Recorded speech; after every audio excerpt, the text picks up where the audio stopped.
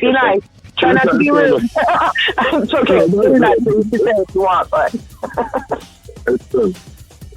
It's kind of on the spot question there. I can't think. Other than messages and the music, but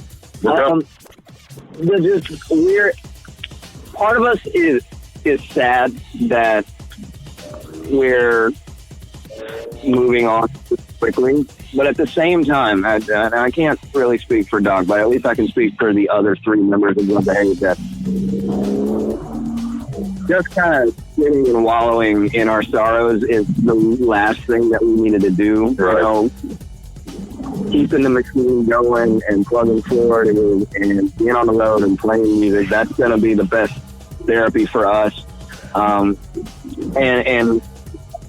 Butch would have wanted. It's what Butch would have wanted. If we decided to stop or take a break, Butch would kick the living crap out of us. I was just going to say that because that's the last thing he would have wanted. I know just from talking to all of you guys over the past year, just how badly all of you guys want to continue to do this. So he'd probably be pissed.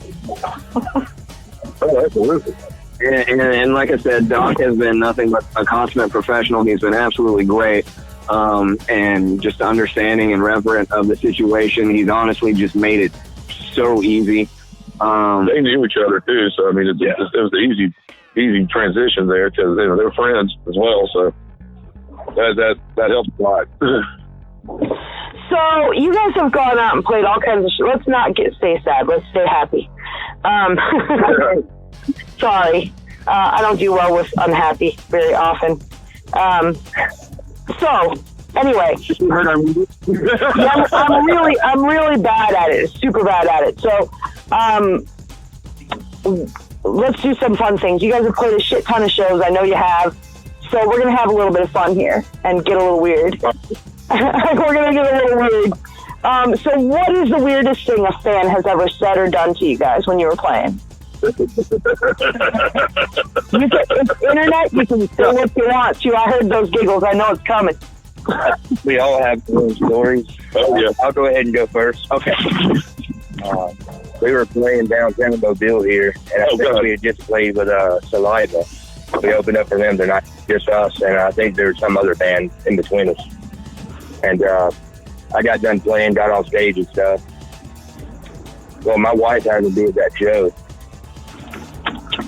And I get off stage and stuff. We're all talking bullshit afterwards. And this chick comes up and tries to adjust my tie. Well, I'm standing in front of the whole kitchen, and there's still people around. There's probably still 300 people in the building. And my wife's on the sideline. She helps do merch stuff sometimes.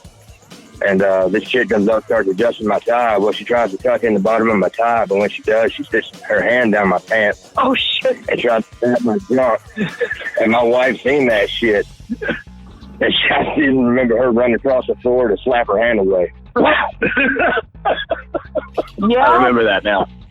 That was one of the crazy nights that I remember. So mine is, and I'm not going to mention names or what they're just because they're fans of this band, so I don't want to out them. But we were playing a show in Prattville, Alabama, at a venue called the Blue Iguana. Frank already knows what this is. So there were two members of the crowd that they have important jobs. Let's put it that way. Yeah. Really important jobs. Like they're decision makers. Let's put it that way. Yes. And they were like, and this was actually kind of cool to see at the same time because it's like, these are like what, the young kids would classify as like, they're the man, and nobody likes the man. But the man at this show, the man knows how to strip very provocatively. Oh my! And then the other, not a man, but well, they weren't men, but you know what I'm saying. Full man. But and then the other one, who is also has an important job, while we were at the table, decided to just whip her titties out and It's me to sign it at first. I'm like, no. Okay, I did sign it. I said no. And Frank signed it too. And this wasn't that long ago. This was in 2018. But at the same time, it was kind of cool to see people with like stuffy, stuck up, like, you know, suit and tie jobs, like slow down and just regular. It was a trick. Like be a regular person. Like that was kind of cool to see. But at the same time, it's like, it's like you make decisions that affect my life, and I'm signing your tip. It's weird. I'm Mariola. I'm like, what? They definitely let loose some stuff that night, huh? With their long dinner. And yeah, I have a business card in my wallet. Get out, take it. They're definitely good to have on speed dial. Yes, you line. Trevor, do you got one? Well, that was part of it right there. Well, I know the craziest thing that happened to me, I guess, it's not necessarily crazy stories. We opened up for Lita Ford in Destin, Florida. And, you know, we had a cool little thing. We almost went to Waffle House, and we had our dinner paid for by somebody there. Yes, they recognized us from the show. But fast forward to it, they wanted to get back to the hotel. I wanted to go out and go. I'm a bar fly. I like to have a few beers and kick back and have some fun, you know. So I graced the presence of one place. It seemed like it was pretty low key. Nobody sitting around and everything. Because that show was a really big experience there. I'd never, you know, signed so many autographs in my life. It was a packed house. By the way, we stole the show from Lita Ford. I'm just going to say that. It was yeah, you can tell she wasn't pleased by that either. But anyway. Easy, big fella. I'm just saying, hey, I'm call spade a spade, man. Shoot, it was a good show. It was great. One of the single best experiences of my life. But I digress. Anyway, we go over there, and I'm hanging out at this bar. And as soon as I walk in, there was a young lady that had been bartending at the venue we were at, and she recognized me. Yeah, and so she comes up, hey, you were the guy who was with that first band? And I was like, oh, y'all were awesome. Well, thank you, appreciate it. Well, I'm sitting there with her. There's a couple other people that recognized us, and this is my first experience, I guess, my soiree with this. And it was like 20 folks come over, and they want to sit down and hang out, talk about stuff, and that was cool. So we go to, she's like, you want to go to another spot? I'm like, yeah, that'd be great. So we go over here to this other bar. Same thing happened. Lo and behold, she's like, I'm getting tired of this. I'm going to shoot it myself. You want to go with me, go to my place? I'm like, oh, really? Okay. That was what I didn't say it out loud, but I'm sitting there thinking, man, I didn't have to work that hard for this. That's what I got into it for. So that was pretty cool. So that was my soiree into it. But, I'm really glad this isn't a PG show. Dear God. You said it. I never read it. I mean, shoot. I'm already ready to go. Oh, man, that's an awesome thing, man. You know, playing on stage, playing rock music, hot chick recognizes you, man. That's stuff I dreamt about for years. And I'm like, oh, all right, that's cool. Well, Doc, I know you haven't actually played a show with us, but I mean, you've seen us play, and you've been a musician for years as well. Is there any goofy? I can't think of anything offhand. I'm still kind of, I guess, waiting to experience all that with you guys. It's coming. Yeah, it's coming. I guess. I don't know. Actually. I'll tell you what, bartenders are rock stars too. I'll tell you that. Right. So I'm sure you got. I mean, it's just, there's always, you know, at the bar, the shameless drunk girl that's going to hit on you regardless of what. Because you're thinking about it. Because we're not going there. Oh, okay. So I don't know. I was playing an acoustic gig years ago somewhere, and the girl that I used to work with at a restaurant. I've done restaurant bar work most of my life on the side there. And her sister was a stripper at a local club here.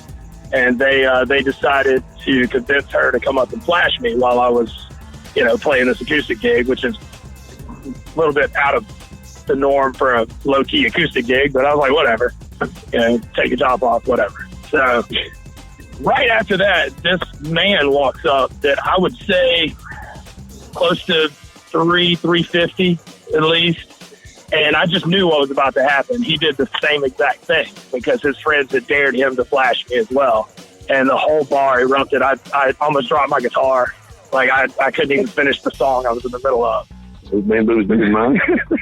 It was definitely an interesting experience. So. You guys are fun. Okay, so when I have a new song from you, I definitely want to do this again with you guys soon. I am always open for you guys if you have anything that you want to talk about. I'm happy that I got a chance to talk to you guys on air. Well, we're happy to. We appreciate everything you do for us. And yeah, and another thing too, I want to give a shout out to John and Gigi from Curtain Call too, being basically with us every step of the way through our tragedy, and then coming through it. They easily could have walked away from us at any time after that happened, and they've just been with us every step of the way and have been so considerate and helpful, and just nothing but love and respect and thanks for them and for Curtain Call, and we can't wait to make some noise with you guys. I am very, very much looking forward to it. And you know me, I am the rock goddess. I'm going to rock people's world with your music. So I got you guys. It's been a fun dance. It's been a fun dance. It's been about a year and a half now, I think we've been doing that. Something like that, yeah. Something like that. That's all right, though. It's worth the wait. Yeah.